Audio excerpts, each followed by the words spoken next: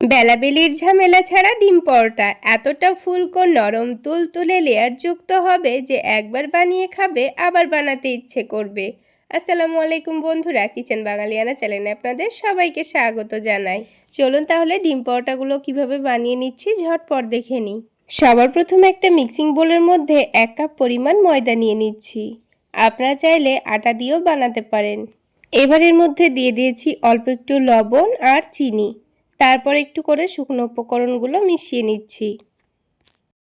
এবার ময়দার ডোটা মেখে নেব। তার জন্য পানিটাকে হালকা কুসুম গরমের থেকে একটু বেশি করে গরম করে নিয়েছি। আর একটু উষ্ণ গরমের থেকে বেশি গরম দিয়ে ডোটা মেখে নিলে দেখবেন পরোটাগুলো অনেকটাই সফট নরম তুলতুলে তৈরি হবে। আর যদি অতিরিক্ত গরম পানি দিয়ে ডোটা মেখে নেন তাহলে ময়দাটা দেখবেন সেদ্ধ হয়ে যাবে, সেক্ষেত্রে কিন্তু পরোটাগুলো খেতে খুব একটা ভালো লাগবে না। তো ডোটা দেখুন খুব সুন্দর নরম করে মেখে নিয়েছি, আর ডোটা কিন্তু হাতের মধ্যে লেগে লেগে আসছে। তো সেই জন্য অল্প করে তেল দিয়েছি, দিয়ে আবারও ডোটাকে ভালো করে মেখে নিচ্ছি। তাহলে ডোটা আর হাতের মধ্যে লেগেও আসবে না, আর আগের থেকে অনেকটাই স্মুথও হয়ে যাবে। এখন ডোটাকে ঢেকে দিয়ে আমি 25 মিনিট মতো রেস্টে রেখে দেব। আর এই 25 মিনিটের মধ্যে ডোটা আগের থেকে অনেকটাই নরম হয়ে যাবে। আর ততক্ষণে এদিকে একটা ছোট প্লেটের মধ্যে 2 টেবিল চামচ নিয়ে নিচ্ছি কর্নফ্লাওয়ার। তার সাথেই দিয়ে দেব 5 টেবিল চামচ মতো সয়াবিন তেল। তো এখানে কর্নফ্লাওয়ার আর তেলের পরিমাণটা একটু কম বেশি করে নিতে হবে, তাহলে এই ব্যাটারটা অনেকটা পাতলা তৈরি হবে। আর এই ব্যাটারটা একটু পাতলা করেই তৈরি করে নেব। আর আপনাদের হাতের কাছে যদি কর্নফ্লাওয়ার না থাকে সেক্ষেত্রে আপনারা কর্নফ্লাওয়ারের পরিবর্তে ময়দা ব্যবহার করতে পারেন। ময়দা দিয়ে ব্যাটারটা তৈরি করলে কিন্তু ঠিক এইরকমভাবেই তৈরি করে নিতে হবে। তো দেখুন বন্ধুরা, ব্যাটারের ঘনত্বটা ঠিক এইরকমই তৈরি করে নিতে হবে। তো কর্নফ্লাওয়ারের ব্যাটারটা কিন্তু আমাদের তৈরি করা হয়ে গেল। এখন এটাকে আমি সাইডে রেখে দিচ্ছি।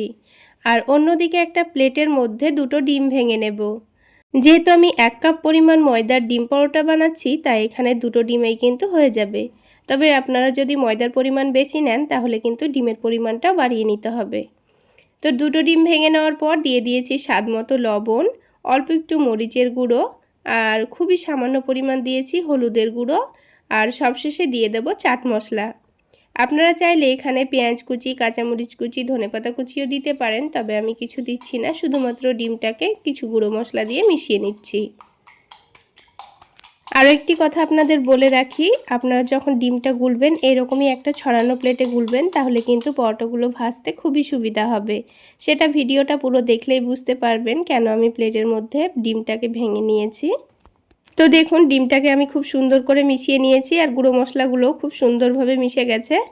এখন এই ডোটাকে আবার একটু ভালোভাবে মেখে নেব।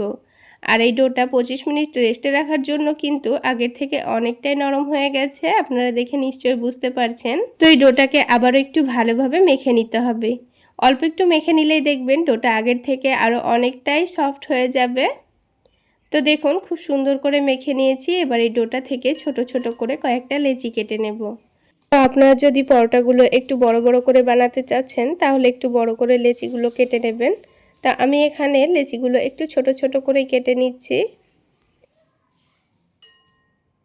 তো সবগুলো লেচি কাটা হয়ে গেছে, এবার একটা একটা করে লইগুলো তৈরি করে নেব। দেখুন একটা লই কিন্তু আমার তৈরি করা হয়ে গেছে। তো ঠিক একইভাবে আমি বাকি লইগুলো তৈরি করে নেব।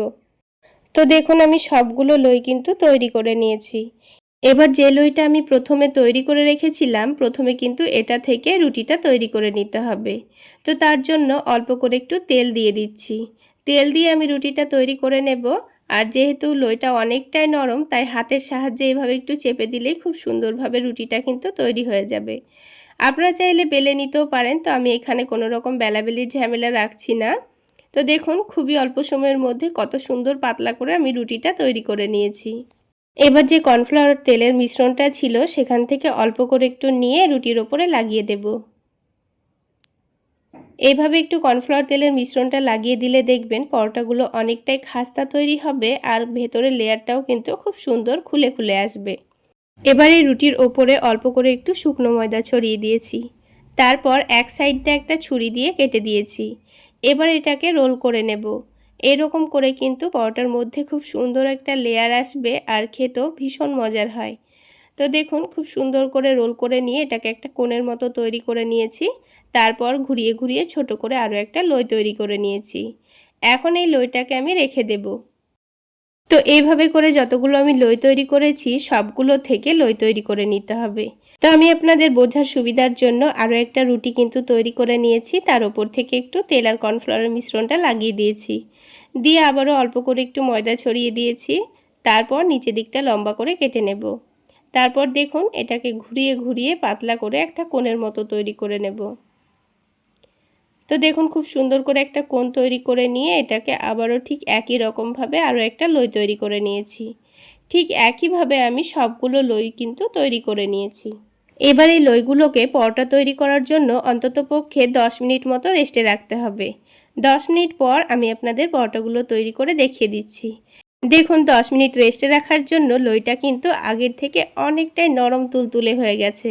তো এবার আমি এই লইটা থেকে পরোটা তৈরি করে নেব।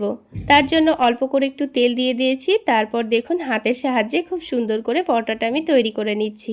যেহেতু লইটা অনেকটাই নরম তাই পরোটাটা তৈরি করতে কিন্তু একটু অসুবিধা হবে না। তো দেখুন বন্ধুরা, কোনো রকম বেলনির সাহায্য ছাড়া কিন্তু হাত দিয়েই পাতলা করে একটা পরোটা আমার তৈরি করা হয়ে গেল। তো পরোটাটা ভেজে নেওয়ার জন্য প্যানের মধ্যে অল্প একটু সয়াবিন তেল দিয়ে দিচ্ছি। আপনারা চাইলে ঘি দিয়েও পরোটাটা ভেজে নিতে পারেন।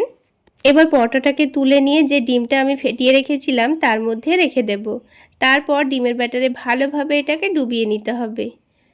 তো উল্টে পাল্টে কিন্তু আমি খুব সুন্দর করে ডিমের ব্যাটারে ডুবিয়ে নিয়েছি।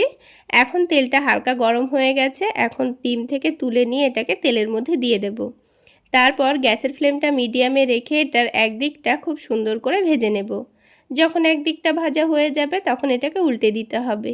আর উল্টে দেওয়ার সাথে সাথেই দেখুন পরোটাটা কত সুন্দর ফুলে উঠছে। তাহলে বন্ধুরা, আজকের এই ডিম পরোটা রেসিপিটা আপনাদের কেমন লাগলো অবশ্যই কমেন্ট করে জানাবেন। আর ভালো লাগলে একটা লাইক শেয়ার করে দেবেন। আর আমার এই সহজ রেসিপিগুলো যদি ইউটিউব চ্যানেল থেকে দেখে থাকেন চ্যানেলটি সাবস্ক্রাইব করে দেবেন। আর ফেসবুক পেজ থেকে দেখে থাকলে পেজটি ফলো করে দেবেন। তো দেখুন বন্ধুরা, উল্টে পাল্টে একটা ডিম পরোটা কিন্তু আমার খুব সুন্দর কালার করে ভেজে নেওয়া হয়ে গেল। ঠিক একইভাবে কিন্তু আমি আরও একটা পরোটা ভেজে নিয়েছি। তো সবগুলো পরোটাই কিন্তু খুব সুন্দর ফুলে উঠেছিল। তো এইভাবে করে আমি সবগুলো পরোটা তৈরি করে নিয়েছি। তো বন্ধুরা, একবার হলো এইভাবে ডিম পরোটাগুলো বানিয়ে খেয়ে দেখবেন। কোনো রকম সবজি করার ঝামেলা ছাড়াই কিন্তু আপনারা শুধুমাত্র টমেটো সস দিয়েই খেতে পারবেন। এবার একটা পরোটা আমি আপনাদের ছিঁড়ে ভেতরটা দেখিয়ে দিচ্ছি। তো দেখুন বন্ধুরা, পরোটাগুলো কিন্তু একেবারে তুলোর মতো নরম তুলতুলে হয়েছে। আর ভেতরে দেখুন কতটা লেয়ারযুক্ত। তো বন্ধুরা, আজকে এই পর্যন্তই। সকলে অনেক বেশি ভালো থাকবেন, সুস্থ থাকবেন। দেখা হচ্ছে আবারও একটি নতুন রেসিপি নিয়ে নেক্সট এপিসোডে।